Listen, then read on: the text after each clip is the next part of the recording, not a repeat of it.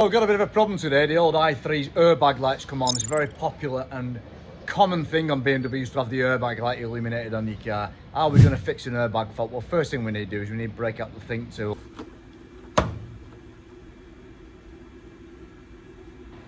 So first thing I'm going to do is I'm going to get my think tool here. And by the way, you can get a big discount of 10% on this. Just follow the link in the description. I'm going to put the Bluetooth dongle in now.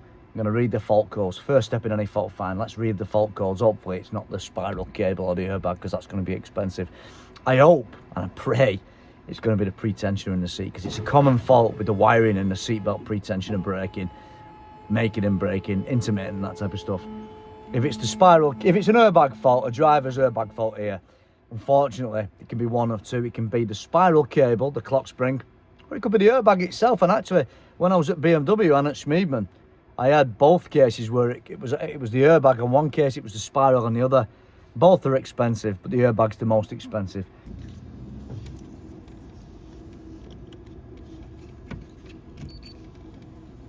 Right, so let's get into it. Automatic. Hopefully it should connect and find it automatically. So this is the sort of bread and butter job, really, what you're going to get. Like when I was at the dealers, this is the sort of stuff I get all the time, really. Now, it's on my own car, so it's a bit more less stressful because I can set my time. But it is after work, and I do want to get home. Thank God, as we can see on the screen, it's not the airbag. So we can breathe a massive sigh of relief. It looks like it is this pretensioner. Now, I did say at the start of the video, there's usually a wiring break under the seat, in which case it could be dead easy. But what I'll do, if it is that, I'll show you resistance measurements anyway, because I think it might be dead interesting. Because at the end of the day, this is the sort of fault most garages are going to get nowadays, isn't it? Always airbag faults are dead common. So what we're going to go ahead is we're going to go ahead and we're going to look at that. And what we're going to do first is we're going to go and look at the live data. I think that might be the most prudent thing, and see if we can see any resistance values. Sometimes on some BMWs you can see resistance value for every airbag and every pretensioner, in which case I don't need to measure it. Because the trouble is, to measure the wiring from this device, from this seatbelt device, which is just under the seat, to the airbag module, I'd end up having to strip the centre console maybe. I can't remember where it is on these, but I know it's going to be a pain in the arse to get to the airbag unit. The reason you should measure airbag unit is it's the starting point, or the last point, depending on how you look at it, in the circuit, to test the integrity of all the wiring from the unit to this seat here. Yeah? But we can do it an easier way, and that's what we're going to do next. So let's, first of all, look at resistance value. Well, as happens occasionally, unfortunately, it's not supported, it says. It says it's not coded, apparently. Coded plus installed switch front passenger airbag. It's saying the ignition circuit for the belt tensioner for driver is not installed and not coded. I don't believe that. I think it's complete nonsense. So I've had a look in here. Unfortunately, I don't think it's going to show it in the live data. But it does show it, as you can see there. It's showing the belt buckle contact. Well, that's maybe a different thing altogether. That's just seatbelt one, and that's working. But we want ignition circuit. So if we look, there's a lot of circuits there. It doesn't mean they're all fitted, of course. What we want is we want belt tensioner for the driver. We want that one. And let's click all these and let's see. Maybe it'll show it now. No, it is, but it's complete nonsense. It's saying 25 ohm resistance value, which is completely stupid. Which it corresponds to the fact that it's not coded according to that, which is complete nonsense. So that's not good, is it? So sometimes these live data values are a bit not good, really. Right, so that's underneath my seat now, and it's a little bit skanky, so I do apologise. But what we can show you is immediately these two wires here. And guess what it's just done? It's just broke in my hand. It's just snapped off, and this is a very common problem on BMW. I swear to God, this wire is literally just snapped. It was obviously hanging on by a thread, and I could feel it, and I heard it go snap. You might have picked it up on audio, actually. So we've diagnosed it already. What we can do, though, is... the other one snapped as well. Look, bloody hell. You see that? That was literally hanging on by a thread, and it is a common fault on this particular vehicle, and I'm really happy because essentially I probably don't need a new pretensioner, which is going to be about 300 quid. Right, guys and gals, what you need to do with these is you just need to open the main connector, which is relatively straightforward. Tuck it out the way because we don't really need that. And on these particular connectors, what they've got is they've got little tabs on sides. And all you need to do is just to lift these tabs here like this, and the whole unit will just come out, usually. I've already pre-loosened these. And all we need to do now, essentially, is get that on the bench. As you can see, I don't have any connectors. I don't think I have these BMW style connectors anymore. And I might need to kind of, as you can see, there's no wiring left, but it's left to me at least decide I know where the colours go. What I'll have to do with that is I'll have to open it up and I'll have to solder it. And it's a bit rough, but at this time of day, I just want to get the damn thing fixed and get home, you know. But what we'll do before we repair that, I'm going to show you how to measure resistance of the pretensioner itself. Well, what are the odds of that? Broken wires, but we've still got 10.5 mega ohm resistance value, so it looks like we have got a knackered pretensioner. Not accepting 10 mega ohm as a value, I decided to have a quick look at the wiring diagram, and lo and behold, I was on the wrong wire. Completely the wrong wire. So that is the tensioner, pretensioner wiring there. It says retractor tensioner. The wiring couples are totally different. Right, we did have 2.9 ohms. I'm holding this with my fingers like that on that blue connector. So that's why, if I had back probed it and I weren't moving, it would probably be a very stable reading actually. So I made a mistake, and that's okay. I assumed, because we only have one fault code for a pretensioner, that the purple and brown wires is pretensioner wires. But actually, it turns out that that blue connector is the pretensioner. So it just to show you, I was wrong with that. And it happens sometimes. I've not worked on a BMW in about, what, 6-7 months since, or longer, a year, because I was on parental leave, weren't I, last year. So that's why you should always check the wiring diagrams. I assume because we only had one fault code for the pretensioner, that's what it was, broken wires. And I've actually had broken wires on pretensioner before, of course, same thing. What I'll do now is I'll show you something. If you get a resistor like this is 3 ohms. We measured 3.2, didn't we, on that? Usually on BM it's 2 minimum and 4.5 max. If you're in between, this is 3. If you ever have a problem with a pretensioner or even a driver airbag, you can stick this in place. And then you can erase your fault codes because it thinks this is the airbag squib. Now, what a lot of bad, dodgy people do, and I certainly don't, and I recommend you never do, is when they have like an airbag fault like this, let's say this was the pretensioner itself, it looks like it's not, they'll leave that in, they'll tape it up, solder it in even. Danger of that is, when you're in an accident and that bloody pretensioner don't go off, you're going to smash into that airbag as that's deploying at the same time. Potentially it could kill you. It really genuinely could. Or it could leave you with a broken neck, broken back, whiplash injuries, all sorts of shit like that. So you can use these for testing, but don't do it. I'll show you how I would do it if it was that. So if we had a problem with that pretensioner for real, now we know that that's the pretensioner.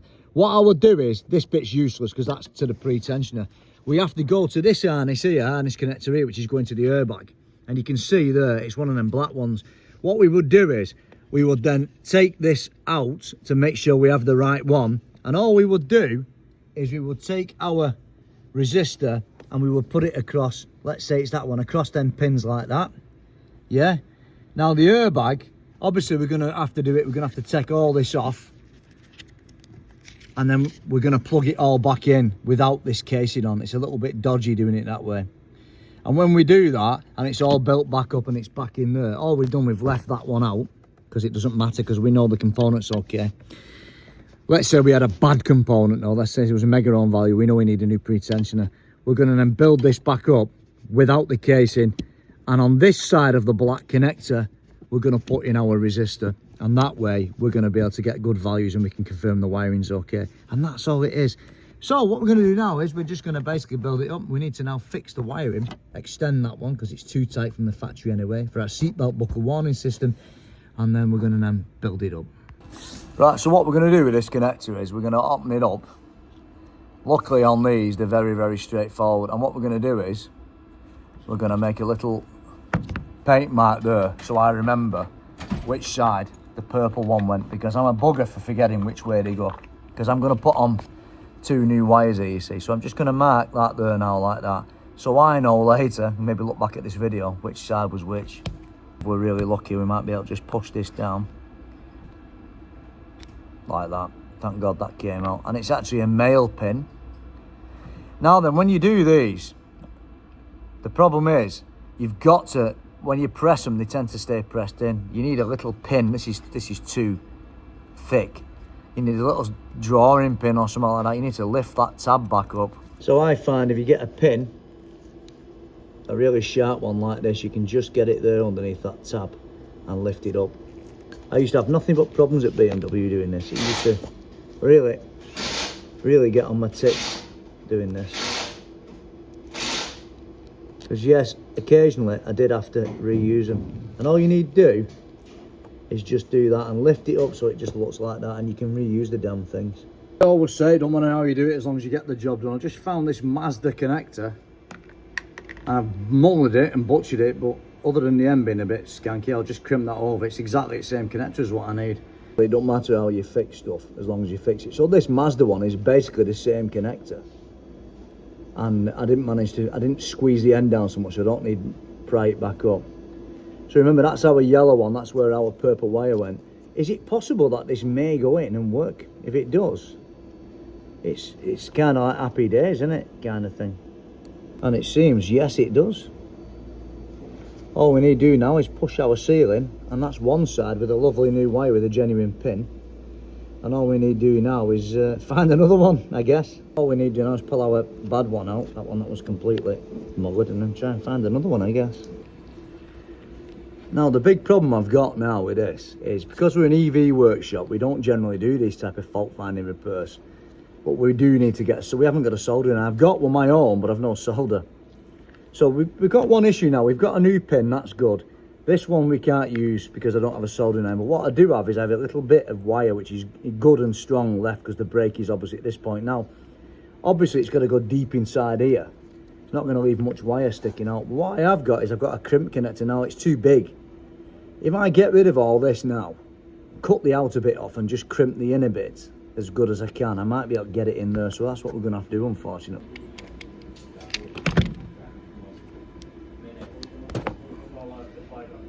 So that leaves us with that little piece there, very small, and might just go inside.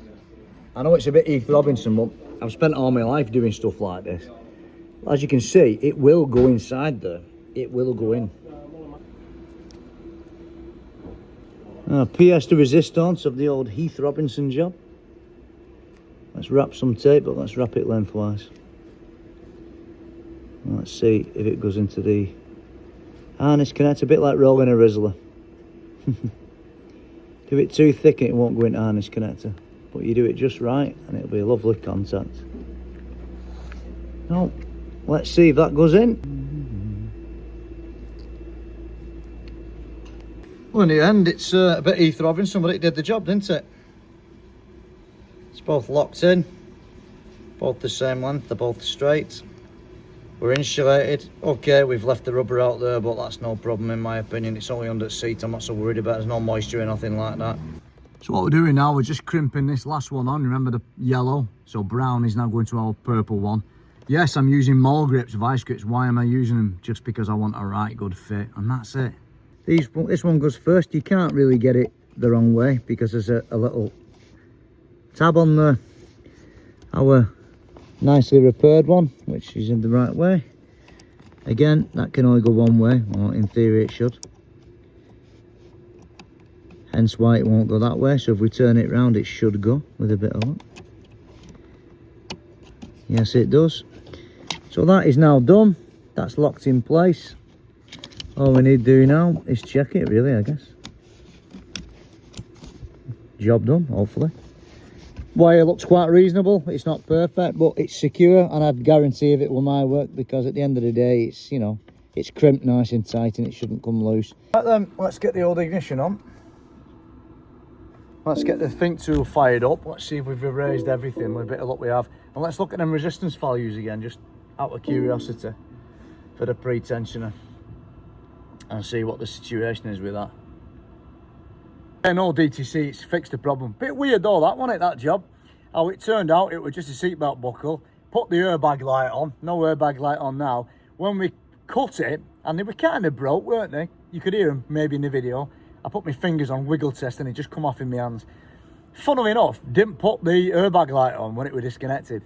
Which is weird, because when it's kind of making and breaking, you put your fingers on, you break them two wires off. Goes open circuit. Weird. Very, very, very, very weird. Don't put the airbag light on, but keeps the DTC.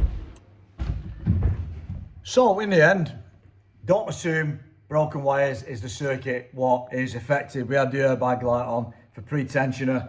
It happens, doesn't it? Moving and braking and making and braking over the years, puts the light on. Still, this is like 2 days after I fixed it. No lights on, no pretensioner issues. If it comes back, we cut it out and we'll just make a hard connection under the seat to bypass the yellow connector where they join together. Sometimes you get resistance and moisture in there. So I fixed also, of course, the seatbelt warning. So if you've got one of these cars, or any car in particular, BMW, it's worth popping your head under the seat and just having a quick look before you start buying expensive gear. And thank God it wasn't the spiral cable or the airbag squib for the driver. Let's keep our fingers crossed that never happens, because they're dead expensive. Just a quick one. If you're watching this video, just while you're there now, pause it, like it, subscribe, and it'll really help my videos grow. Channel's growing, but it's a little bit slow. If you can help me along, that'll be brilliant. By the way, I've got some merch coming. So I've ordered my very first 2 BJFF t-shirts. They should be here, I don't know when. I mean, I asked the guy to do them last week. It's been a week now. Small little printing place. But they look funky. So my latest videos, you're going to see me wearing them all the time, pretty much. Apart from when I'm at work, like this. This is obviously after work now. But let's see, let's crack on. Awesome. Can't wait to make the next video. Got some good reviews coming up and some discounts. Don't forget, if you want that scan tool, the 689BT that I use in this video, press that link in the description and I'll give you 10% discount. And it's EU delivery, so it's very fast delivery. See you soon.